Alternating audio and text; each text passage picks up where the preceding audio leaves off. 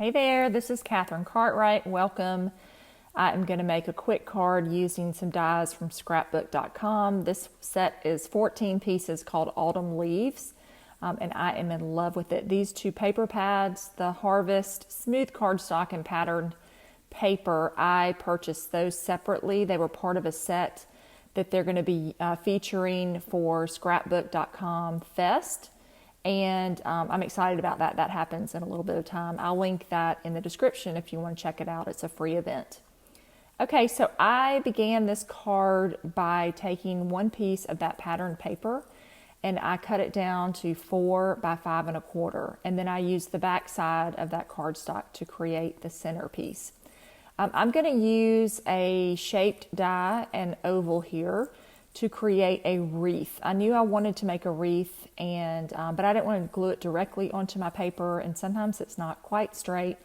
So I decided to use this shape, and then it fits really well on there. So you could just glue that directly and then add leaves on there, but I'm going to use this as my base.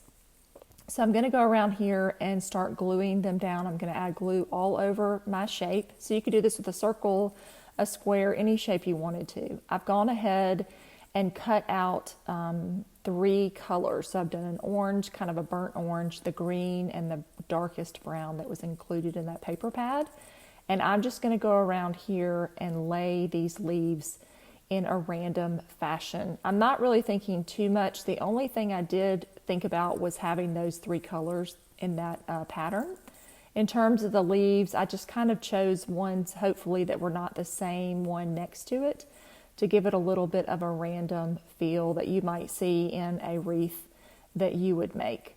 And then I'm going to come here and add this. I'll add a little bit more glue to make sure all of my pieces are adhered. But this is a pretty quick and easy way to create this, and it worked out kind of better than I actually hoped.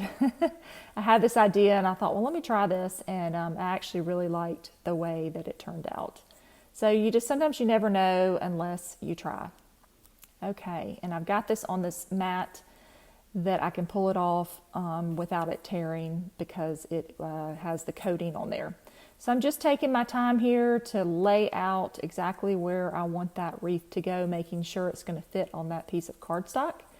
And then there are also some, there's a larger flower, a smaller flower, and then an even smaller flower that you maybe could use as a center. There's also this awesome acorn die. I love this. It has the acorn, the 2 acorns together, and then there's a separate die that cuts just the top, so the little tops of the acorns. And I'm just trying to figure out if I want to use the acorn there, and I decide against that. So I'm going to go ahead and cut 3 of those flowers from the yellow that is included in this paper pad. I knew I wanted to include a little bit of yellow, that I didn't want just all of those other colors. It's a little hard to see on the screen, but the paper on the bottom has that same sort of tone of yellow, and then there's a brown. I think the camera does not really do it justice, and so I wanted to pull those tones out as well. So I'm just going around here and I'm going to glue these beautiful flowers down here onto my wreath. And I'm using 3. I usually use groups of 3. Nature likes 3, 3 or 5 odd numbers. And so that is why I chose those colors. And that's in that number also. All right. So now I am going to start thinking about how this is going to go together. I've got to glue down my acorn as well. Again, love that the top is just one piece. It makes it so easy to do. So you could do a bunch of these in different colors, and then you'd have a bunch of them on hand for when you felt like doing a fall project. And then I'll just make sure those are lined up and press that down, and I've got a nice adhesion there and a very cute acorn set. All right, so now I think I'm ready to finally start adhering.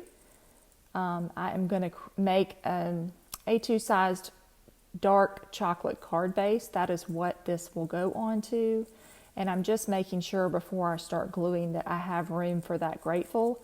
I have been known to start gluing and then forgetting one of the key elements, and then you have to kind of make it work and shove it on there, and it doesn't really look quite right. So I'm trying to give it the space that it needs. I'm going to take a second here and make sure my pattern paper looks fairly straight. I don't know about you, but I always feel like I have a really hard time, even if I cut it perfectly, making sure that the pattern paper is straight. I feel like it's a trick on my eyes sometimes when I have a couple of pattern papers on a card, but then I decide that I think it looks pretty good and pretty straight, and so I'm going to go with that. I'm going to add some foam adhesive now to the back of my wreath. This has been one-dimensional until now, since I glued everything directly on there, and then I'm going to add a little bit of foam. I think that would add a little bit more interest and detail to the card. So I will peel those back, just making sure I've got a good adhesion there and that my wreath is not going to move. I think it would be cute to put that grateful across your wreath as well if you wanted to. I could see kind of turning this card into possibly a place card for your table. Maybe folding this in half and using that kind of wreath shape. You could put somebody's name, cut a little banner and put somebody's name across there. I think that would be a pretty fun idea too. Maybe I'll give that a try if I have time in another video. Okay, so I like where that is placed, and then I am going to punch some circles out for the center of my flower. You could use some enamel dots or glitter paper here, but I just really wanted a circle, center. They had a smaller die that I probably could have used, but I really just wanted the round shape. And so that is why I decided to just make my own with some of the cardstock that would coordinate. So I'm going to pick there's a lighter brown included in this paper pad as well. You can see it's a good bit lighter than that darker one that I used for my leaves. And so I'm just going to place these on there, and I think it adds a nice little touch, kind of turning it into a sunflower. That's what I'm going to call it. I had to punch a fourth one because I lost the third one. It flew away somewhere and I couldn't see it. I have a brown floor, so I just gave up and decided to punch another one. That's the good part about having your own punch. You can punch it as many times as you need to. Okay, so I'm super happy with how that has turned out. I like the balance of it. And now I'm going to come back here with some foam adhesive again and pop this up, and this will go onto the bottom of my card. Again, you could use any kind of paper you wanted. You could use a glitter paper, which I think would be really, really pretty. And I'm trying to decide here where I'm going to put the acorns. And they just seem to have the right size and fit for that top left, and I love the way that that looks. So that is where they are going to go. Add a little bit more foam here so everything is uniform, and I'll add this to my top corner. And then all of this will go onto my cardstock, and then that will be it for this. I am going to add a little bit extra at the end. You could leave this card as is. Again, the camera I just feel is not doing it justice. It is such a beautiful die set. It has embossing in the die as well. It's a little hard to see on camera. I wish I had held it up closer for you so you could see. You can see that brown leaf on the side. You can really see the embossed lines in that, but it's so pretty in person.